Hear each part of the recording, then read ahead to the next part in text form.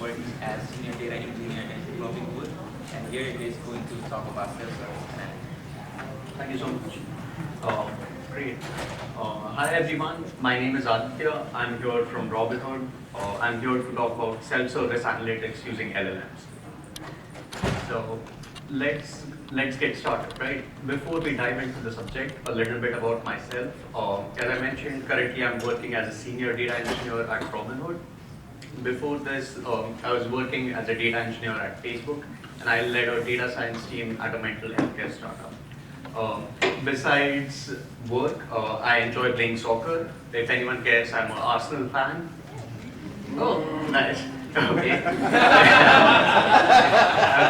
I was hoping better, but okay. Beyond soccer, I also love being involved in the open source community, especially in terms of like developments of LLMs and all the ecosystem that we are building on open source LLMs. One quick disclaimer, the opinions in this talk are mine and not my employer's. So with that out of the way, I think we can get started. I'm very happy to be here in terms of PyData. I've been a long time listener, but first time presenter. So let's get started. We have a lot to cover today, right? We are going to quickly go through self-service analytics. What does that even mean, right? Why do we need it? What are the challenges? What's the history there? After that, we'll start with LLMs. I think at this point, no one is unfamiliar with LLM. Everyone knows what are LLMs, but we'll still have a quick introduction to that. And then we'll get into the meat of the talk, which is how do we use LLMs to build a self-service platform? And we would end it with some tips and tricks. So if you're already doing this, you're already building an analytics platform using LLMs, how can you make it better, right? And hopefully at the end, we'll have some time left for Q&A. I'm looking forward to all the questions.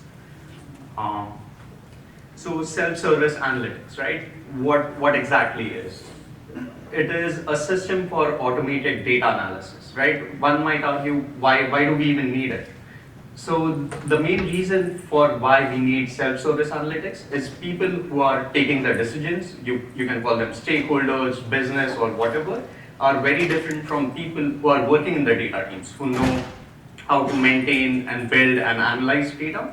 And this disconnect of like having two teams sort of makes it necessary to have a platform or have a tool where people who are not very familiar with data can get the data or information that they are looking for. So the objective is to facilitate swift data-informed decisions, right? And reduce dependency on specialized teams. And the challenges here are, we are in the realm of unknown unknowns, right? So for even of the simplest of businesses, there are like infinite data analysis requests. You can always encounter new problems that would need different sort of view of data and different data analysis. So essentially we are trying to build a system with infinite flexibility with finite resources. And that's impossible. But even if we, let's say we were able to build that, we were able to build a system with infinite flexibility, it is not set in stone, right? Businesses evolve, so data keeps changing. And even if you somehow build the system will need to evolve with the business and data. So let's do a quick trip down the memory lane, like what has been done in self-service analytics. So I would argue the first instance or like the very first attempt at self-service analytics were like report builders. And maybe not many in the room, including myself, have dealt with that a lot. But essentially the idea was to have reports that are built dynamically by end user.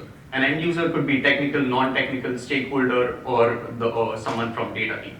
And the idea seems interesting, but the reality of it is very difficult, right? Because once you start with people who are not very aware of the underlying data structures, it is very difficult for them to build accurate reports.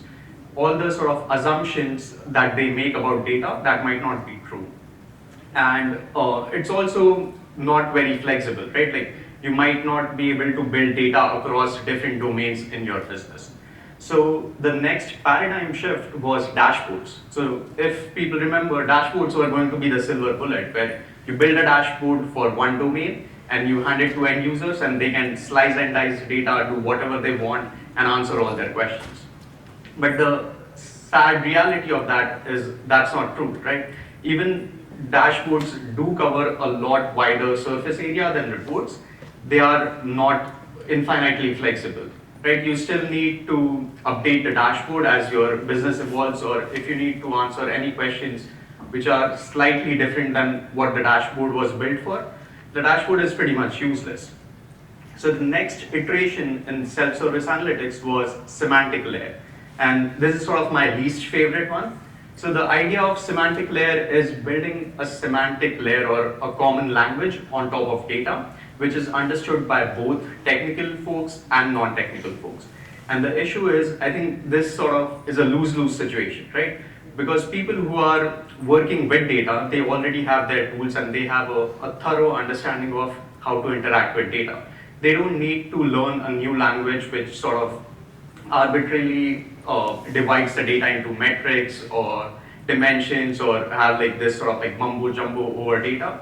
And for business folks, I think it's also a steep learning curve. So they are used to asking questions in plain English, and they might actually, in some instances, prefer something like SQL, which is like very structured, over learning this something new language which is not understood by either, right? So this is sort of my mic went up. Yeah. So this is sort of a quick recap of where we were with self-service analytics. So let's look at the reality, right? I think this meme sort of sums up the reality real well, because if you have worked or even if you have like interacted with data team, you can validate that this is true. The dashboards become sort of the primary go-to for all the teams, technical, non-technical, and the main priority of data teams is to maintain and make sure the dashboards are working well. And while they are doing that, any new sort of business questions or any new ad hoc analysis requests, they are just like drowning with those all those analytic requests, right? And the self-service analytic platform becomes a long dead memory. No one has like time to work on it, and no one is interested in that. And the reason why that's true is it's pretty difficult to build a truly self-serve analytics platform, right? It's difficult because of the technical barriers, difficult because of lack of intuitive interface, and it's a resource-intensive undertaking, right? So if you are building something like this, you want to be very sure that people are going to use this. So let's go on a tangent here and let's quickly look at large language models. So I almost already know the answer to these questions, but how many of you have interacted with a large language model? Yeah, I'm not at all surprised. Everyone raised their hand. So I don't think so large language models need a huge introduction, but essentially they are these AI models which are designed to understand and generate human language. The way it is done is they are trained on this huge corpus of data using a neural network architecture called transformers, and it results in this LLM which not only understands the human structure, but it can generalize well. So what I mean by generalize well, it can be used in like general tasks of like creating summary, coming up with plans, translating from one language to other. And you must have been, at some point in your life, you must have been amazed by the ability of LLMs, be it writing poems about something or translating some pseudo language into real language, or like just providing very accurate summary. One novel use of LLMs, not even novel at this point, is generating code, right? And it makes sense if you think about it. Code is nothing but a language, and essentially at the core of NLP, you are translating a language into other language, right? So you are translating human instructions in code, and LLMs excel at that. So here we just have like a simple example of if you went into ChatGPT and asked it to implement quicksort, it would be able to do it without any difficulty. But that's not all. Even if you had a very proprietary piece of code and it is failing for some bizarre reason, I'm pretty sure if you paste it in ChatGPT using GPT-4, you will be able to troubleshoot it much quicker than if you were going to do it on your own. So LLMs are not only great at writing code, but they're also great at fixing the code and explaining you why it's broken. And many people forget this, but SQL is nothing but a domain-specific programming language, right? So it's easy for LLMs to convert natural instructions into SQL, right? So again, here's just a quick example of if you had asked ChatGPT about, let's say, customers, amount spent by customers in first 30 days, and tell it what the tables are, it can come up with a pretty accurate query. And it doesn't stop here. The quality or the accuracy of the query increases when you provide detailed instructions with the schema of the underlying tables, maybe some documentation, and some column profiles or information about the underlying data. So as you can see, text to SQL at this point is not even a novel use case. Many people are doing this. But we can take a pause and see that what were the challenges in building a self-service analytics. The main challenge was we were in the realm of unknown, where when we were building system, we weren't sure how it would be used, what questions would be asked to the system, right? And the strengths of LLMs are to understand, parse, and figure out what the user is asking, convert those sort of thoughts into code, and maybe execute that code. So essentially, the challenges that were involved in building a self-service analytics tool are covered by LLMs, and this provides a great opportunity in building self-service analytics using LLMs. So what would be the flow of such system? So such system could start with a user question. So the question could be, what is our retention for last 30 days? Or how is this new product that we launch is doing? Or what are the fraudulent transactions? And this question would be interpreted by LLM with its intent. And then it could be used to figure out what is the actual source data that it needs to query in order to answer this question. And then it can come up with very accurate SQL queries to run against the database to retrieve the data, and it could also be used to generate, let's say, Python code to come up with a visualization on top of this data and provide it to end user. So I would argue that a great analytics system in future would have this simple UI where you would have just a text box and you could ask it virtually anything about your data and it would provide the answers. So let's see how such system would look like, right? So this is a simplified architecture of what an LLM-based self-service analytics system would look like. The main components here are, there's something called as a data catalog connector, then we have query generator, we have database connector, and we have Python code generator. Let's quickly see how the flow would be. So the user again asks the question using natural plain language, plain English, and the system parses the question and figures out what would be the source tables. So this first part would be carried by a data catalog connector, which can connect to your data catalog and figure out what are the best source tables to answer this question. Once we have that, we can move on to the next component, which would be a query generator. And this component would take input as the user question and source tables, along with maybe some information about schema.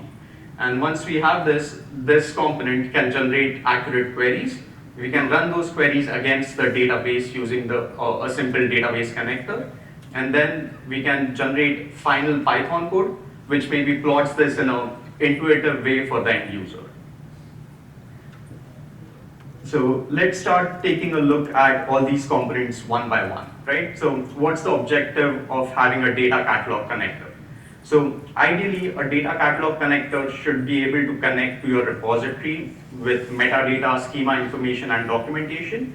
And given a question, it should be able to retrieve the source tables to answer that question.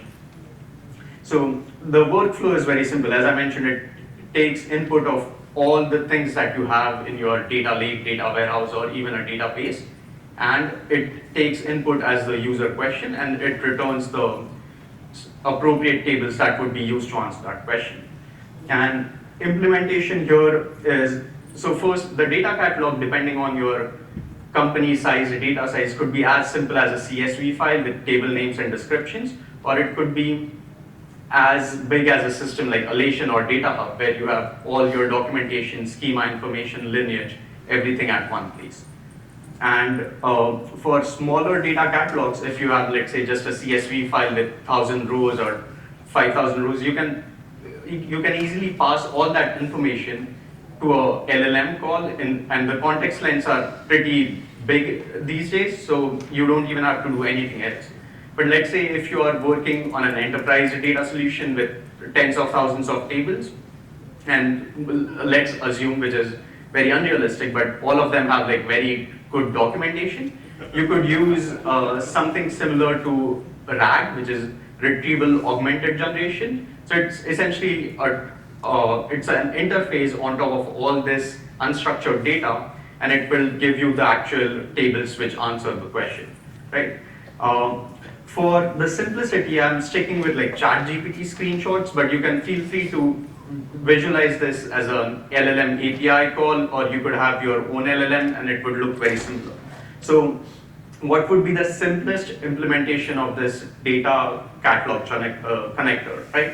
So essentially you will have something like this in a prompt, where the red box is all the information about your existing data, the blue box is the user question, and the green box is the output returned by LLM, right? And you can build tooling around it to have it access all the information, have like intelligent retries and stuff, and it would give you the appropriate data sources. So let's move on to step 2, right? So we started with the user question.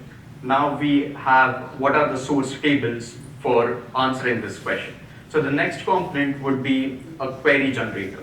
And this component, again, is the brain of this component would be an LLM. The LLM could be any like OpenAI GPT-4 or Falcon or Llama, Code Llama, whatever you have it. And the main purpose of this component would be accepting user question and the source schema and returning a compiled query, right? A query that runs and returns the results. So the implementation, as I mentioned, could be any LLM. And if you actually want to go one step further, you could start with all your existing queries and fine-tune an LLM based on your proprietary data. And that would improve the accuracy of the whole thing a lot more. So again, sticking to ChatGPT screenshots as a implementation. So the implementation would be in the red box, we would have the tables which are found by the data catalog connector, and we would have information about the schema and the documentation for those tables. And then in the blue box, we would have the actual user question. And the expected output here is the LLM will give you a SQL query which can answer the question asked by the user. So next comes the sort of least interesting component of this system, which is like a database connector. And this is not even anything new, right? Like we already have database connectors and all the systems that interact with data. So it would be a simple Python class in this form, which interacts with the underlying data infrastructure that you might have. And essentially, it just accepts a query, returns the results, preferably in a Python data object, which can be used further downstream. So let's move on to the last component of this system, right, which is the Python code generator. And this is, again, very similar to query generator, where it would accept input as a Python object, which would be the data frame of the query results. And it would accept the user question as another input. And based on these two, it can come up with Python code to plot and visualize whatever the user is asking. So the implementation would be, again, similar to what we have seen before, with the red box will have the schema for the data frame, which are like returned by the query generator. And in the blue box, we are still sticking to the user question, and the green box would be the Python code. So before we move on to the example using this system, let's quickly recap, right? What are we doing? We are starting with a user question, and then we are just using metadata and information about documentation to come up with the final results. And one great thing about this is many of us work in industries which are like heavily regulated, and data privacy is a huge concern. So if you have noticed, we aren't actually sharing data with anyone else in this point. So even if, let's say, we are using OpenAI GPT-4 as our LLM brain, we are not actually sharing any proprietary data with them. We are just sharing the documentation and schema. And even by just sharing that, we are getting pretty accurate results. So let's move on from abstract to specific, and let's consider this example. So let's say we have this toy database called Chinook, and it represents a fictional digital media store where you could buy digital albums and records, right? So we have this ER diagram here.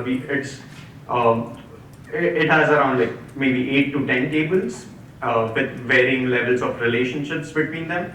And let's say the user wants to ask a question: what is the relationship between number of tracks versus total tracks sold per artist? And the hypothesis here behind this question could be, people who have like a lot of tracks, are they selling the most, or people who have like very limited tracks but those are like hits and they are selling the most number of tracks? Again, this is a made up example based on a toy database, so don't read too much into it. So let's see how all the components that we discussed before would be used to solve this. So we would start with the data catalog connector, and it will have access to all the documentation schema for all the tables, right? And the input, it would be the user question, which is the relationship between the number of tracks and total tracks. And based on these two, it will be able to give you the accurate tables which need to be queried in order to answer this question. So from there, we move on to the query generator. It's also, if you can think of this as a chain where the output of previous step directly feeds into the next component. So we stick with the question and we add the table names for this, and query generator is able to generate queries in order to answer the question. We move on to database connector, which is simple, just running the query and getting the results. And the last component is Python code generator, where we explain that this is the data in a Python data frame. How would you plot this data to answer the question? And we get some sort of Python code. And as I mentioned, this is how an ideal self-service analytics platform would look like, where the user asks a question in plain English without a lot of context, and the self-service analytics platform is able to parse that information, process all these steps, and returns an output. The beauty of this is the user, in a way, is unaware of all the steps taken, right? But it's also the shortcoming of this system, where how does the user know how to trust this? And we can get back to that later.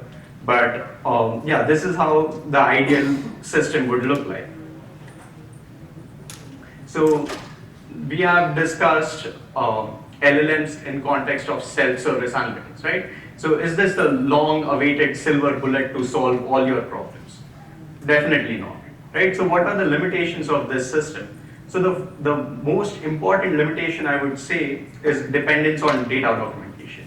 And even though we would like to have data very well documented, in almost all the companies that I've worked, I have rarely seen data being very thoroughly documented.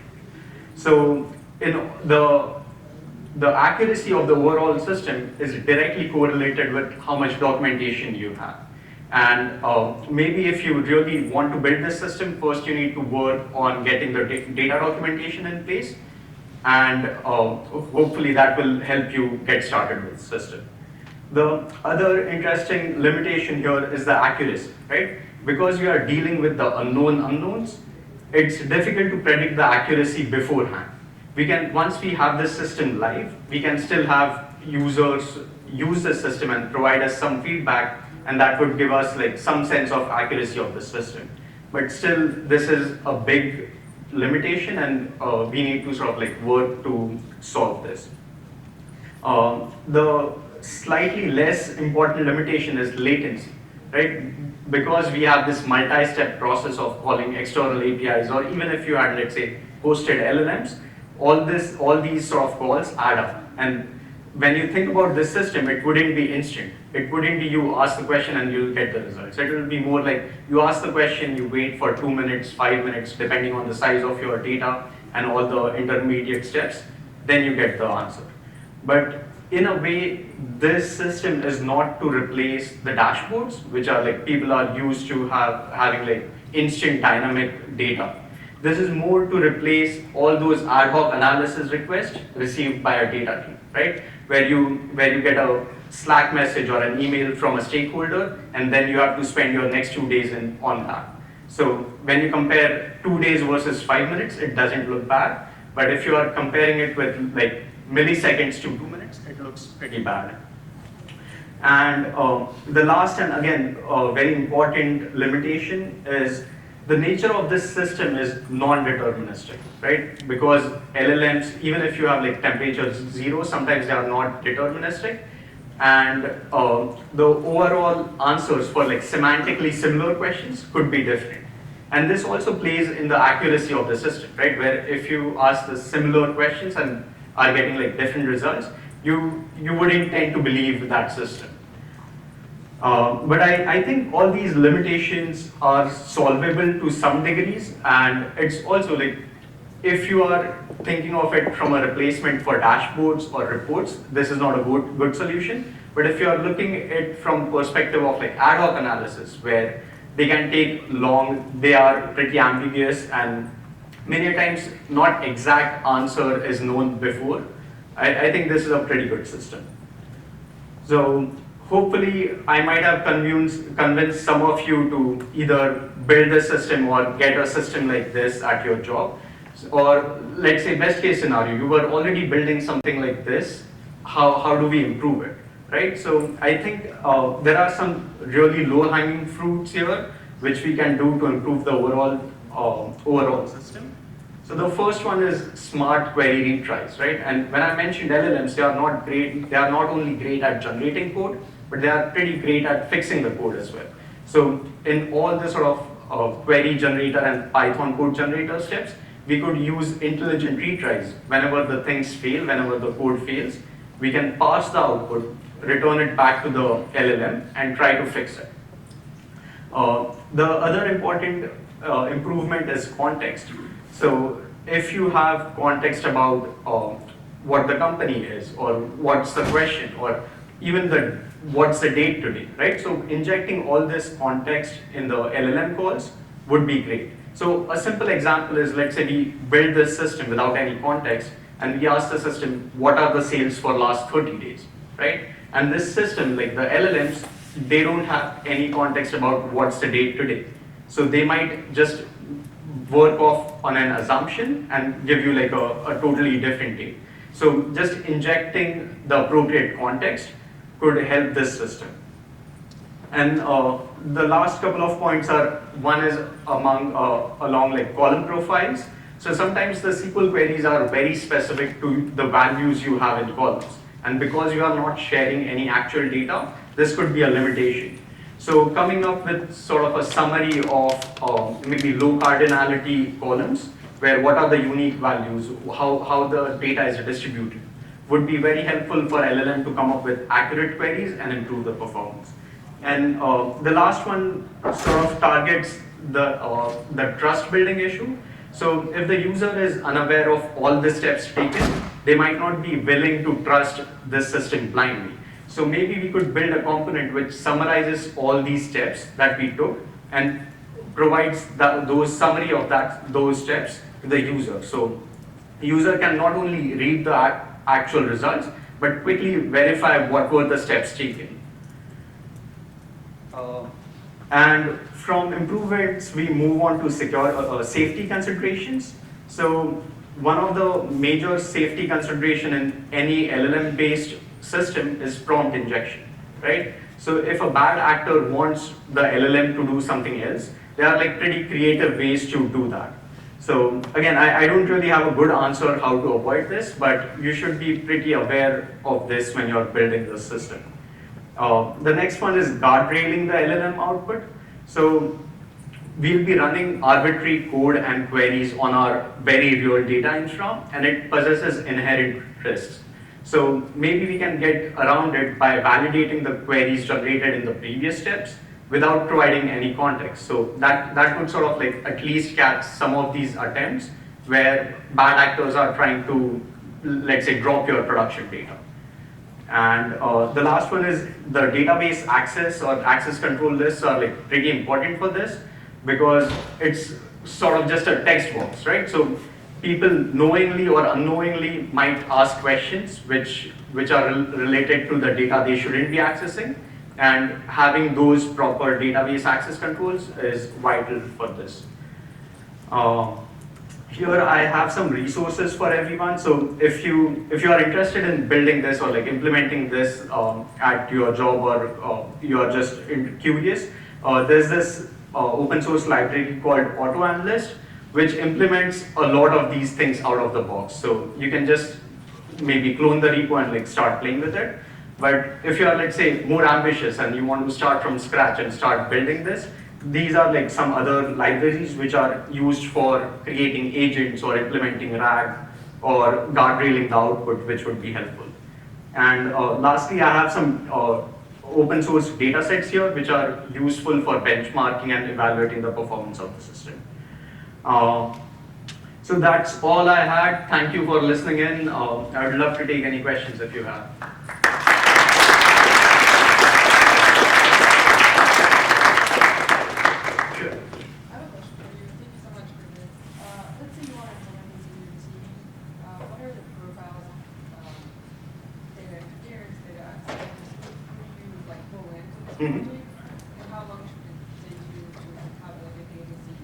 Yeah, that's a great question. So I think one of the best things of working with LLMs is they do a lot of heavy lifting. So if you have seen, like, we don't do a lot of complicated code, right? It's just like calling the APIs or using some in-house LLM to come up with the code.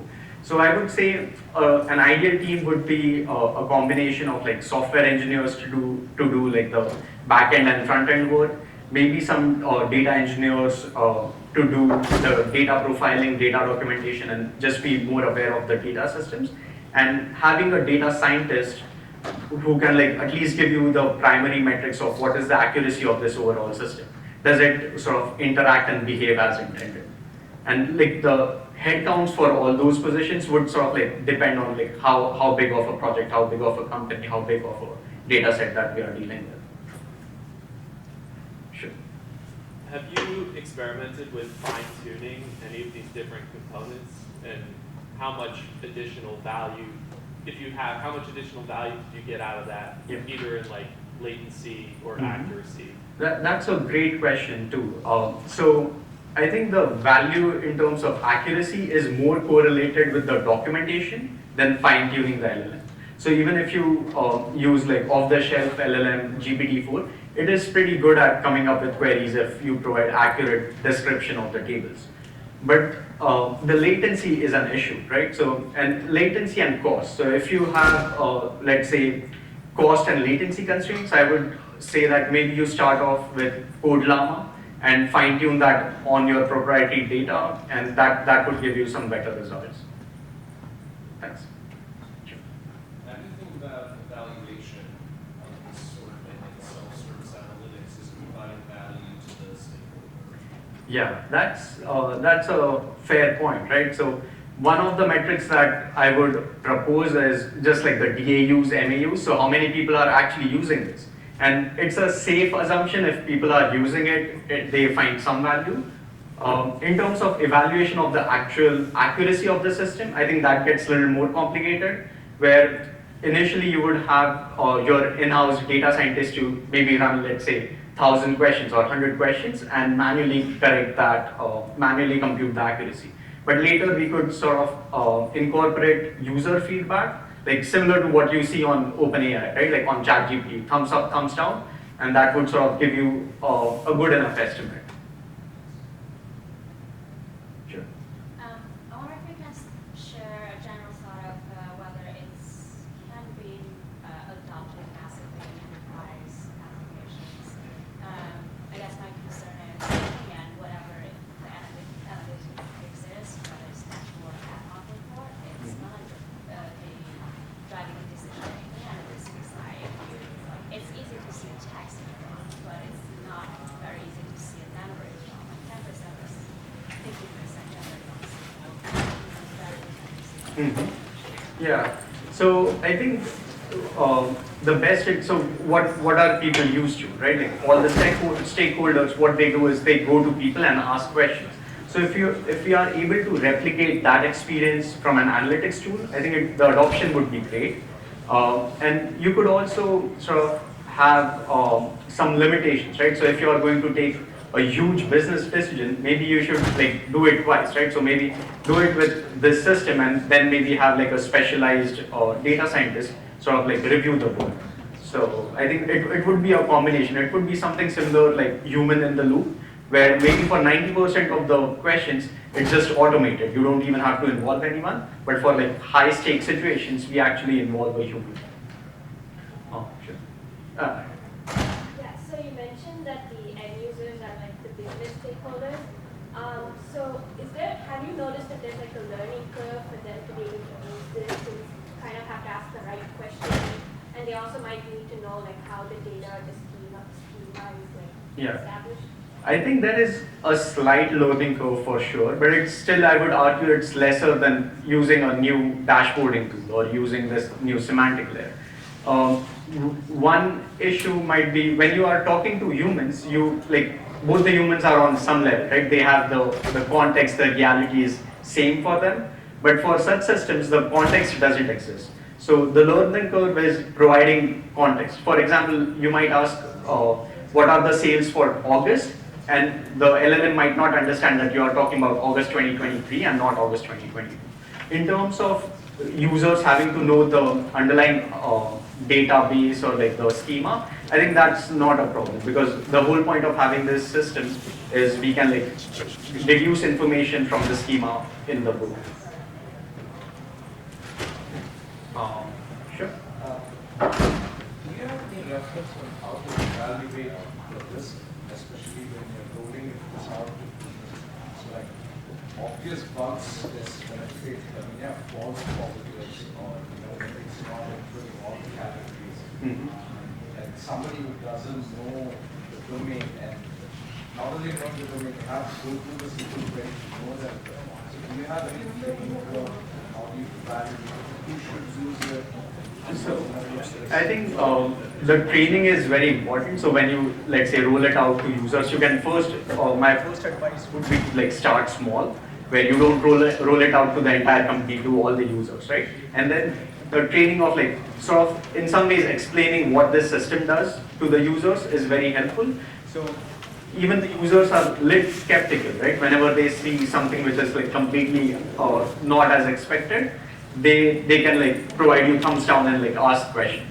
So I think it's a combination of that. The next session is starting 5 minutes.